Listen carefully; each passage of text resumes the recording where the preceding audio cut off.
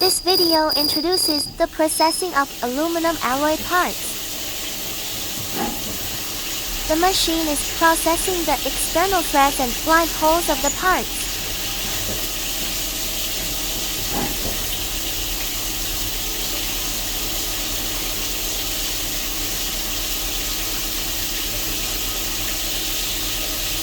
This is a processed component.